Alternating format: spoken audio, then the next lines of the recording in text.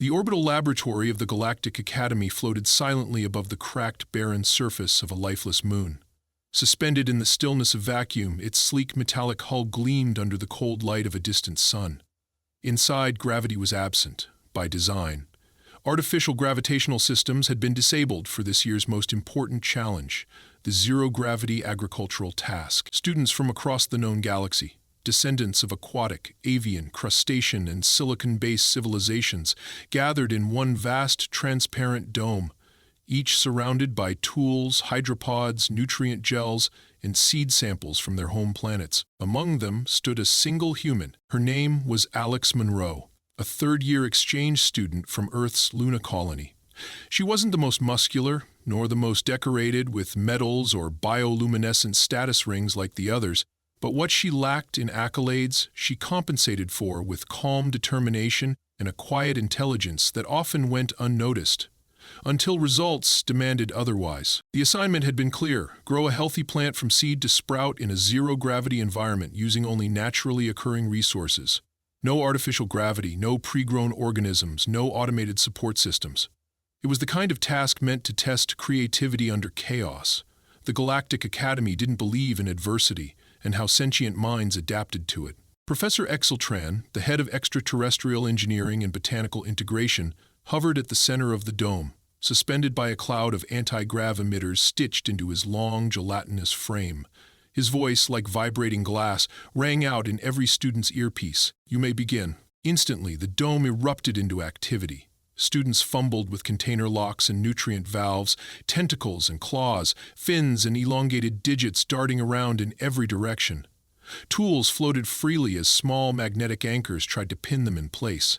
A feathered boy from the Volinari cluster lost control of his nutrient bulb, and a glowing pink gel drifted through the air like a jellyfish.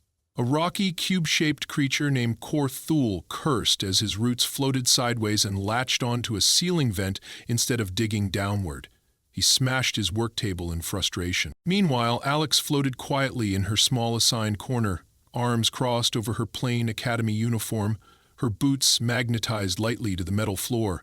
She watched, observed, measured the speed at which moisture dispersed when uncontained, noted how light reacted to the dome's curvature. She pulled out her sketchbook, a physical one, not a holopad like the others, and began to draw. While the rest of the students activated airlocked grow chambers, adjusting to the quirks of zero-G with varying degrees of success, she simply wrote: problem, no gravity equals no root anchoring. No root anchoring equals no nutrient absorption. Solution must simulate directional pressure without relying on synthetic mass. Most of her peers assumed Earth's inclusion in the Academy was ceremonial. After all, Deathworlders, organisms from high-risk, high-stress worlds, were rare in the diplomatic academic circles. Earth was categorized as one such world due to its volatile climates, unpredictable tectonics, and high-pressure social dynamics. But most non-humans believed humans were better at surviving than innovating. Alex intended to change that perception. A loud bang echoed from the far side of the dome. A quadruped named Zinor had attempted to grow algae in a suspension orb. Unfortunately, the solution expanded too rapidly without gravity to control its spread. The orb burst, releasing strands of fluorescent algae that coiled around another student's floating toolkit. The student screamed, not from pain, but because the algae had begun absorbing the metal, dissolving key instruments. Professor X. Eltrand hovered silently in the center, watching everything with calm disapproval. His species, known for its ability to digest raw stone, was unbothered by physical mess. What irked him was intellectual laziness, and laziness was rampant today. Alex turned back to her sketchbook. She had asked for specific materials in advance: iron filings, salvaged copper coils, some disused magnets from the engineering wing. Most students had raised eyebrows at her choices, assuming she misunderstood the task, but she hadn't. She was building gravity, or rather, she was simulating the effect of gravity. Her mind raced. On Earth, plants grow with roots anchoring downward due to gravitational pull, assisted by pressure in the soil. In space, everything floats, including nutrients, roots, and the moisture necessary for survival. The root problem wasn't water or light, it was orientation and stability. She reached into her floating tool pouch and pulled out a sealed bag of black powder, her custom soil blend. It was infused with microscopic iron particles, just enough to react to magnetic fields without becoming dense or clumpy. Below the transparent planting chamber, she had installed a ring of copper wire connected to a low-voltage power cell. By controlling the magnetic field's polarity and intensity, she could guide the soil to stay down, or at least simulate down, within the chamber. But this was just theory. She hadn't tested it yet. Around her, the chaos intensified. One student's pod began leaking, spilling plant gel into open air. Another tried using suction tubes to force roots downward, but ended up creating a vacuum that dehydrated the seed. Alex heard curses in 5 different alien dialects. She quietly activated her chamber and watched as the magnetized base began to hum softly. The soil responded instantly. It clustered neatly at the bottom of the chamber and stayed put, resisting the upward drift that plagued the others. Alex smiled, not out of arrogance, but from validation. She inserted a single seed from Earth, a fast-germinating mustard seed, and embedded it halfway into the soil, just as she would on the surface. As she sealed the chamber, another student floated past and scoffed. "You're still using physical materials? Why not just program a nutrient trajectory model?" Alex didn't respond. She had learned long ago that explanations rarely impressed those who asked rhetorical questions. Instead, she let her work speak. The next few hours passed in tense silence, interrupted only by the occasional alarm or hiss of escaping air. Professor Ekstrand made rounds, occasionally stopping to inspect a station, clicking his tendrils against the glass walls of grow pods. At one table he shook his head, at another he emitted a sharp tone that translated to, "This is not cultivation, this is containment failure." When he reached Alex, he paused. Unlike the others, her workstation was clean, organized.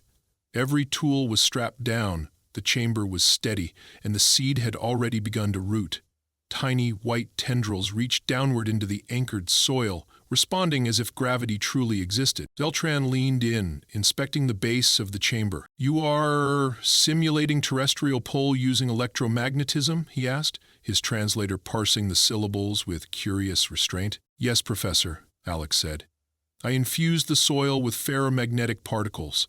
The magnetic field provides directional orientation, while the sealed environment controls hydration. It mimics Earth's gravity without artificial mass." Zeltran said nothing. He simply blinked his upper eye, logged something into his neural tablet, and floated silently away. She didn't need praise. That single blink said more than 1,000 compliments. As the day ended, students powered down their workstations. Many sulked. A few argued with each other, blaming failed group strategies.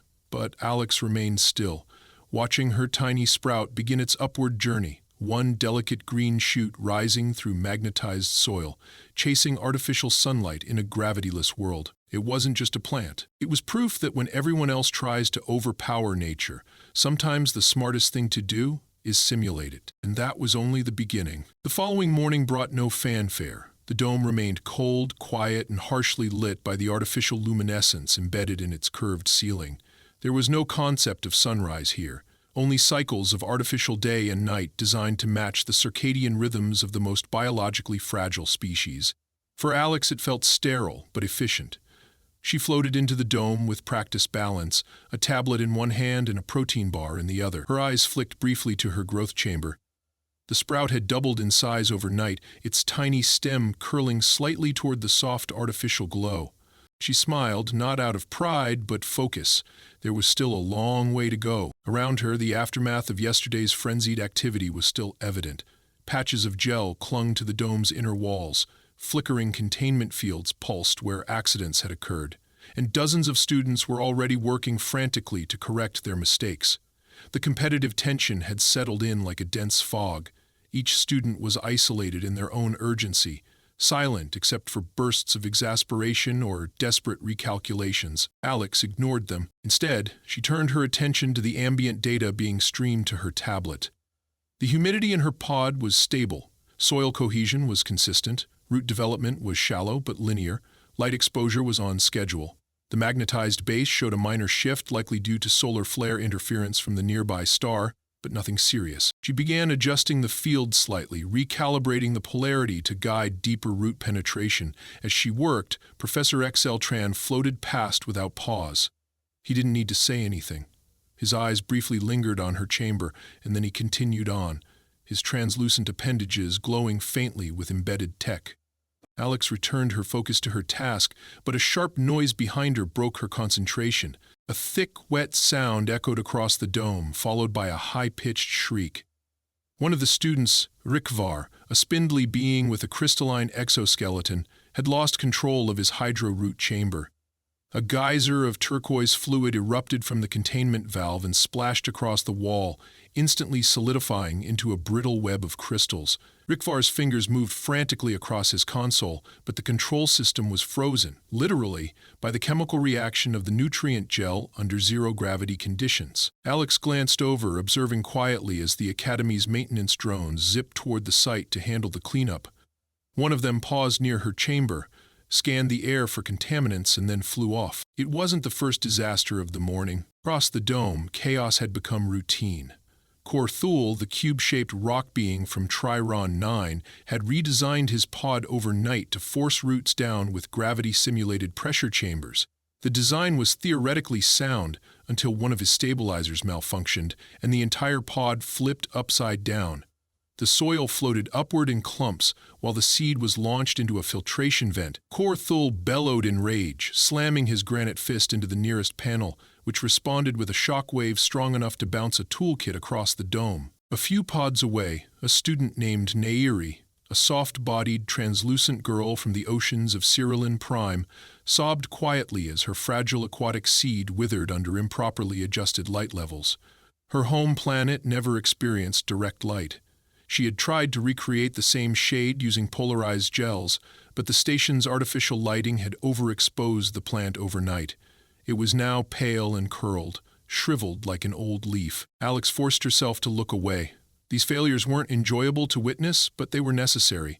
She had long accepted that brilliance could only emerge through contrast, and this environment was designed to reveal both extremes. She returned to her chamber, sealed her nutrient line, and opened her data logs. The sprout was showing its first signs of root branching.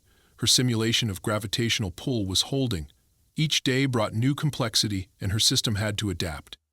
She adjusted the humidity slightly and rotated the chamber half a degree. Then she triggered the artificial sunrise protocol and monitored the plant's response. The leaves opened slowly, stretching toward the light. It was working. But the mood around her was turning darker. Failure had begun breeding resentment. Alex felt it in the way eyes lingered on her when she passed. Whispers followed her movements, short, clipped phrases in unfamiliar languages. A few students huddled in corners, gesturing toward her chamber, some with narrowed eyes, others with bitter amusement. She recognized the signs. It wasn't competition anymore, it was jealousy. And jealousy in a dome with no escape could grow dangerous. Still, she said nothing. She kept to her routine: review, calibrate, document, refine. She didn't offer advice, didn't answer questions. Every solution she'd devised came from hours of quiet observation, not speculation. She owed no one her methods. Professor Tran, however, had noticed the brewing tension. By midday, he summoned a group of students to the central platform for an unannounced progress review. His voice rang out across the dome like a chime warped by static. "Students, bring forth your most viable chamber." Students obeyed reluctantly, pushing or pulling their chambers toward the center. Most arrived covered in condensation, root particles floating aimlessly inside. Some had no roots at all. Others showed mutated sprouts, distorted by chemical imbalances or directional confusion. Alex didn't move. She didn't need to. Zeltran gestured to her without turning his head. "Monroe, bring yours." She obeyed in silence, detaching the chamber from her workstation and guiding it gently toward the platform. As the other students gathered, their eyes flicked toward her pod. A few stared openly now, their faces unreadable. Zeltran passed each chamber with deliberate care, observing, questioning, recording. When he reached Alex's, he lingered. Magnetic stabilization, consistent nutrient flow, light-triggered phototropic response, manual calibration of polarity. He said nothing else. The silence spoke louder than praise. One of the other students, a tall male from the Sci-Fi Empire, shifted uncomfortably and muttered, She cheated. Alex turned her head slowly.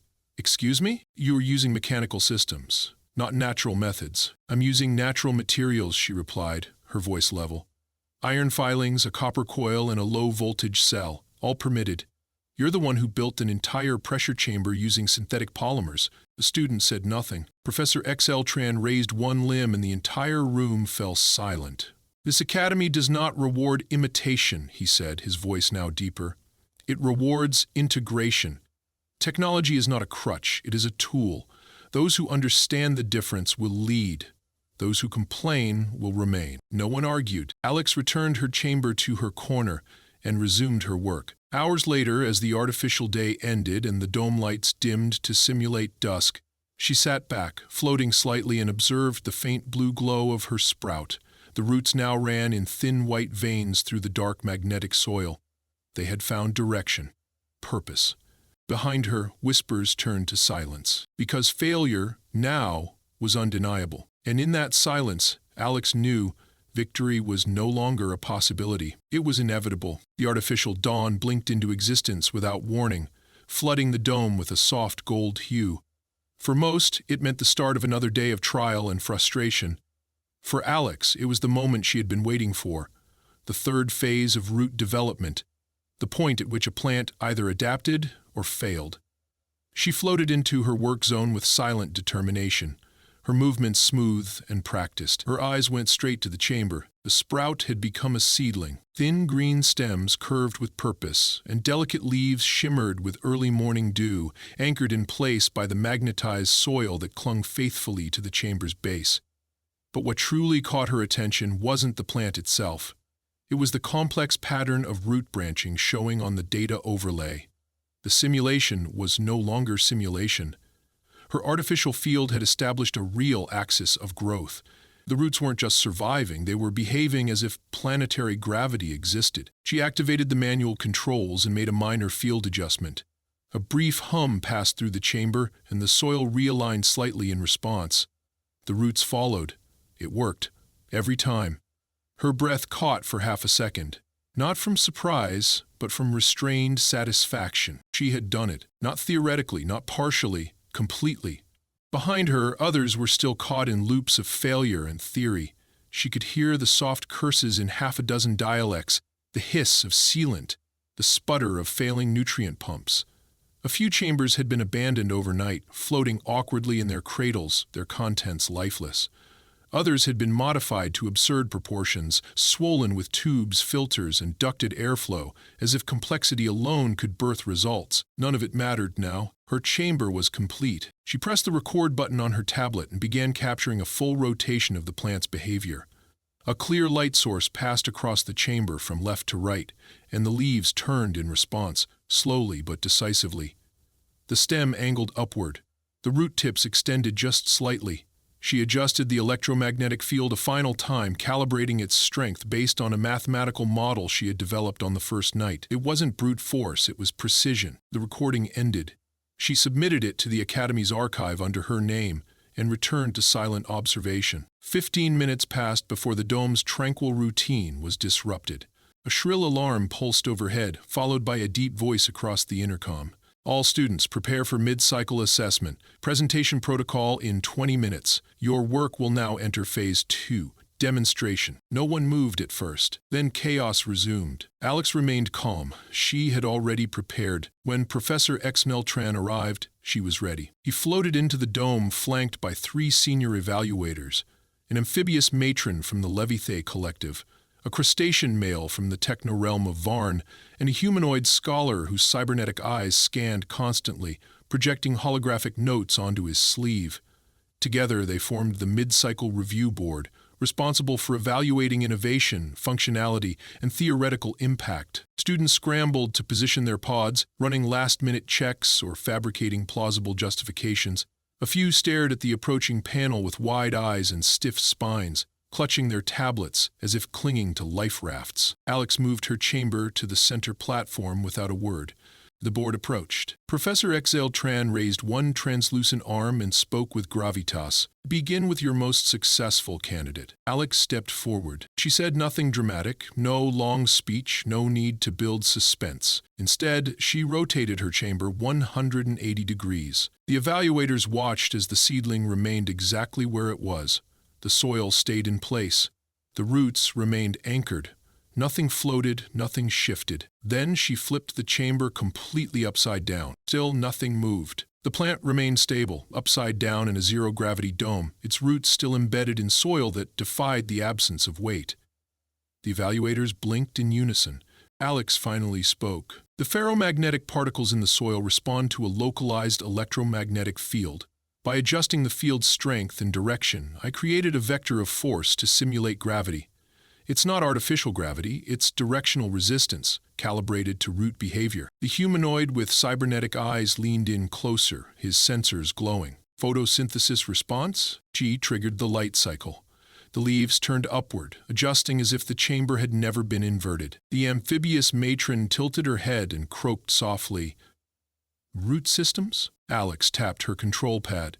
A cross-section appeared in the air above the chamber, showing deep, complex root structures extending linearly into the magnetic base. The crustacean evaluator gave a low clicking noise.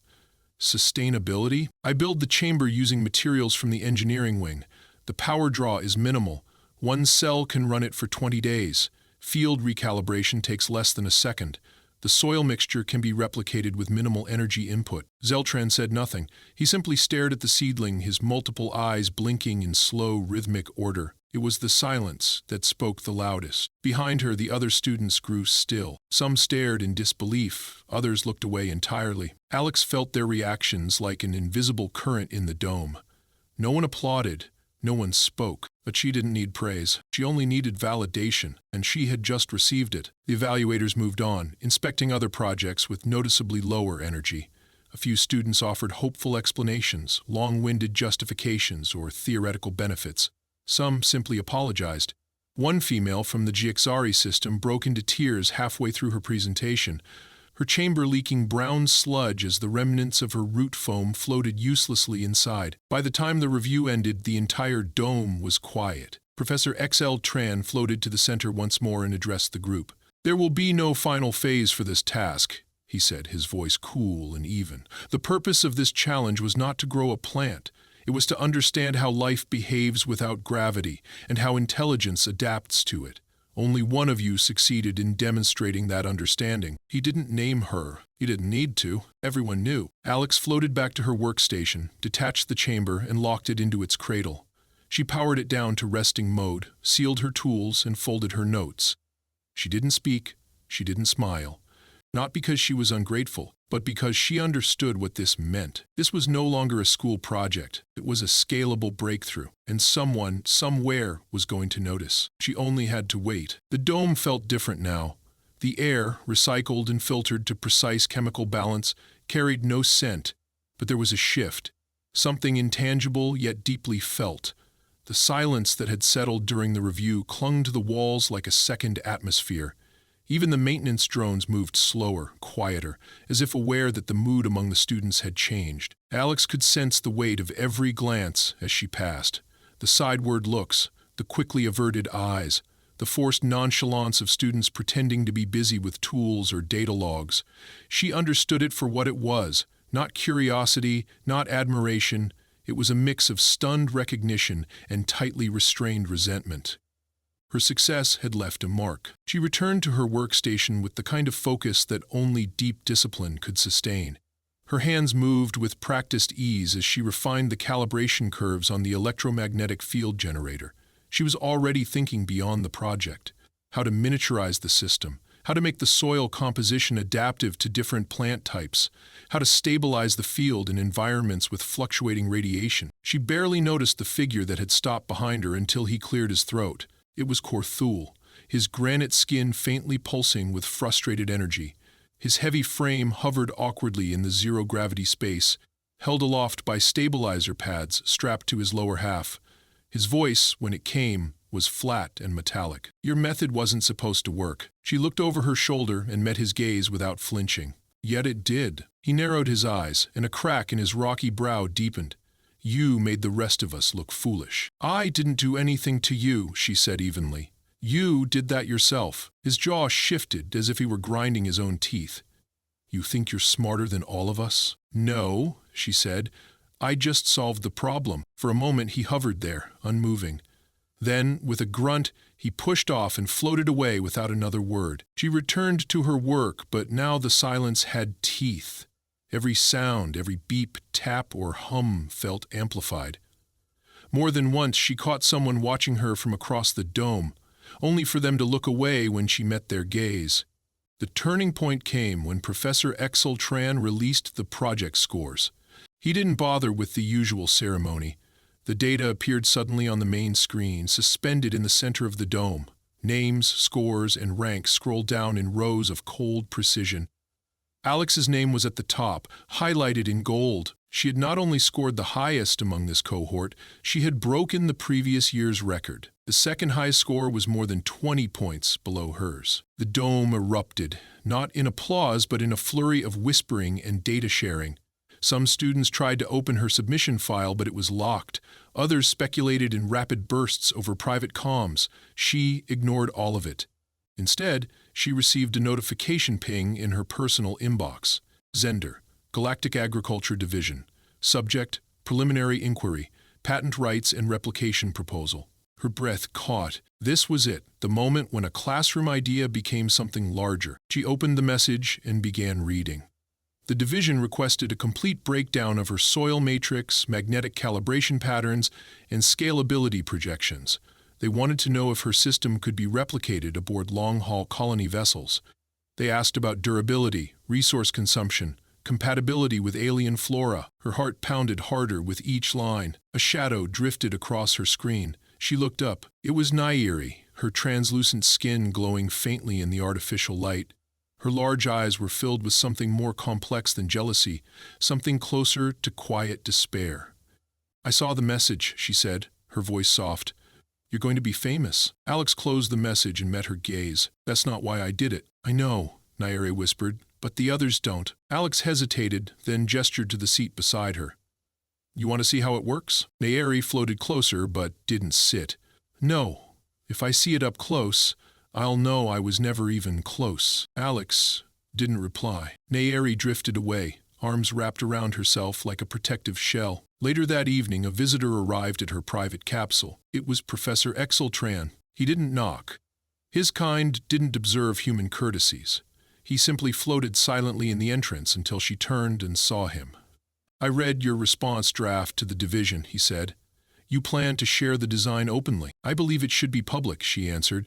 This isn't just about plants. It's about survival in gravity-deprived environments. Admirable, he said, but dangerous. She frowned. Why? Because innovation rarely makes you allies, especially when you do it quietly, without boasting, without warning. She considered that. I don't want recognition, she said finally.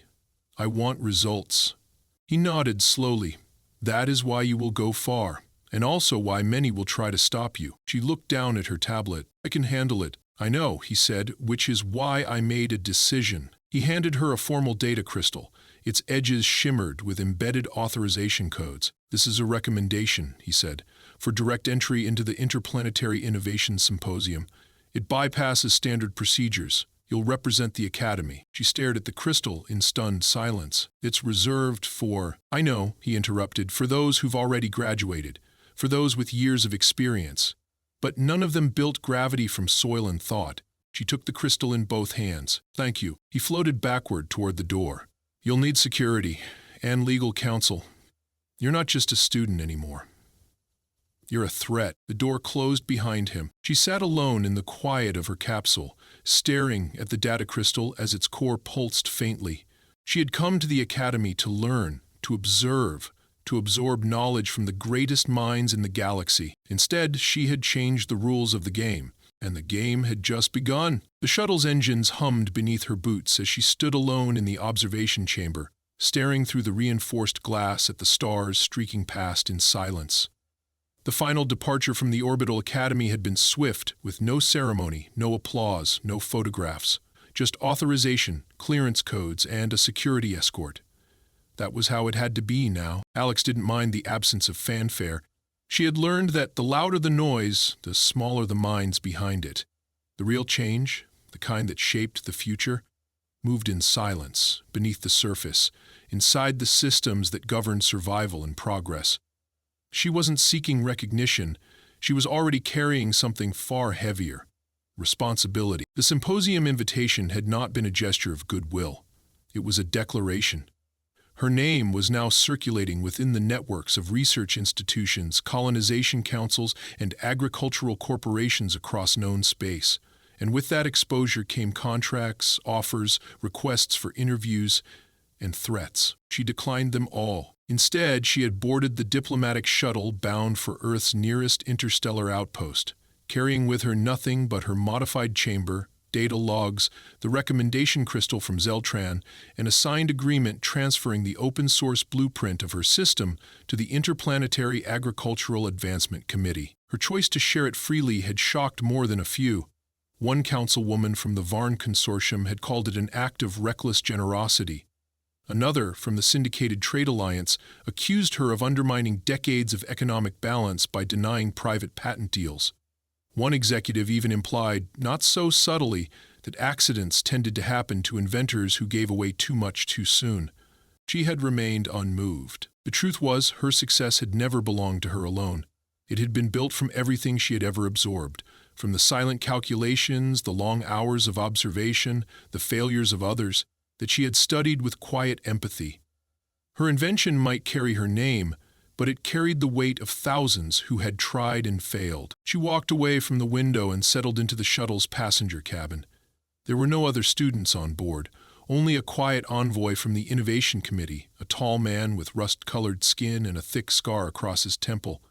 He hadn't spoken much since departure, only occasionally verifying coordinates or responding to encrypted messages from stations ahead.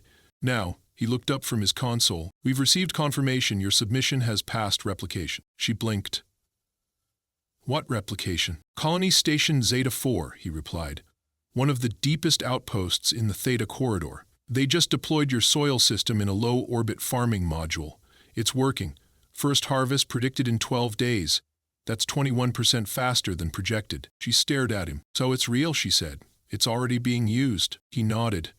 "You just fed 2,000 colonists who had been living off rehydrated powder for 8 months. She leaned back in her seat, her fingers tightening around the armrests. The data, the models, the projections, they had always been numbers, hypotheses, but now it was more than a theory. It was food on real plates. Oxygen in a sealed habitat.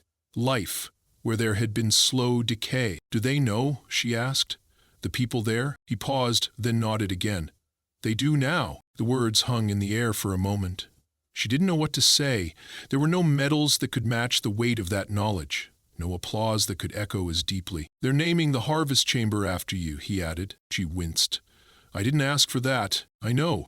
That's why it's happening." She smiled faintly, then looked away. The shuttle continued through space, past drifting cargo freighters and the skeletal outlines of partially built outposts.